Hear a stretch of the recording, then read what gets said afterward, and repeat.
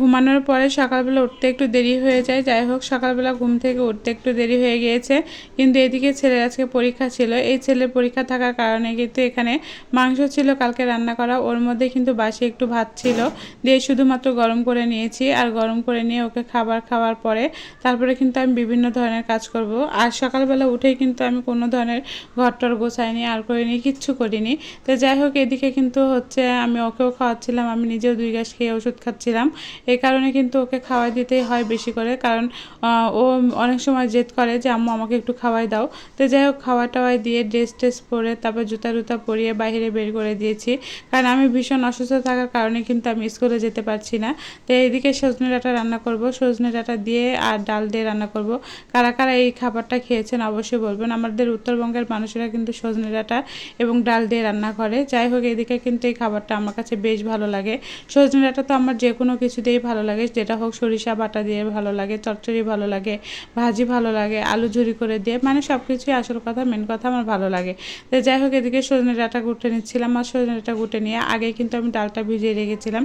এখন কয়েকটা কাঁচামরিচ না দিলে মনে হয় যে শোভা পায় না। যে কোনো জিনিসে দেখবেন আলু, কাঁচামরিচ এগুলো কিন্তু না দিলে একদমই ভালো লাগে না। তো অল্প কয়েকটা কাঁচামরিচ দিয়েছিলাম, বেশি ঝাল হলে কেউ খেতে পারবে না, কারণ শুকনো মরিচের গুঁড়াও অল্প একটু দিব। এই কারণে কিন্তু হচ্ছে আমি এই জায়গাতে কাঁচামরিচটা অল্প একটু দিয়েছি, সাথে কিন্তু অল্প কয়েকটা হচ্ছে ডাঁটাগুলোও দিয়ে দিলাম, সাথে পেঁয়াজ দিয়ে দিলাম, বিভিন্ন ধরনের মশলা এখানে দিয়ে দিয়েছি, সেটা স্কিপ করে চলে আসছি।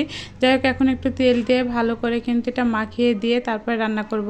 তারপরে চলে আসছিলাম পটল ভাজি করতে, আর পটল আমার দোপালা ভাজি করতে বেশি ভালো লাগে। অনেকে ছিলে ভাজি করে, কিন্তু আমি কিন্তু এইভাবে ভাজি করি। এইভাবে ভাজিটা খেতে আমার কাছে কেন জানি ভালো লাগে। আবার এইভাবে ভাজি করে তারপরে পুরানোর পরে ভর্তা করলে আমার ভালো লাগে। অনেকগুলা পটল জড়ো হয়েছিল, এর সাথে কিন্তু করলাও জড়ো হয়েছিল। তো করলা আজকে একদমই ভাজতে ভালো লাগছিল না, তো চিন্তা করলাম পটল ভাজি করি। পটল ভাজি একটা সিম্পল একটা কাজ।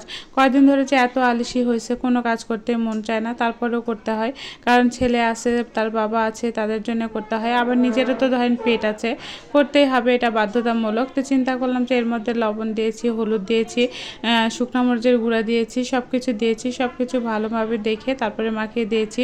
যাই হোক, আমি সকালবেলা ঘুম থেকে উঠে কিন্তু পুরাটাই এলোমেলো। অনেকেই দেখে ঘুম থেকে উঠে আগে ফ্রেশ হয়। তো যাই হোক, আমি ফ্রেশ ঠিকই হয়েছি, কিন্তু চুল টুল হাসটানো কোনোটাই নাই। যারা যারা আমার এই চেহারাটা দেখতে চান না, সবাই কিন্তু বাজে কমেন্ট করবেন না। যাই হোক, বাজে কমেন্টগুলো একদমই দেখতে ভালো লাগে না। দেখেন, এদিকে কিন্তু আমার ডালগুলো সিদ্ধ হয়ে গিয়েছে, আর এখন কিন্তু এখানে ডাল ফোড়ন, পেঁয়াজ আর রসুন দিয়ে তারপরে ভালোভাবে কিন্তু এটা ফোড়ন দিয়ে দিলাম। এই ফোড়ন দেওয়ার পরে কিন্তু এটার গন্ধটা বেশি বের হয়, মানে এত সুন্দর সেন্ট বের হয় কি বলবো। যারা যারা খান তারা তো জানেনই। তো এখন এই তরকারিটা আমি ধুয়ে দেবো। এখন হয়তো বলবেন আপু এতটুকু তরকারিকে 2 বেলা হবে?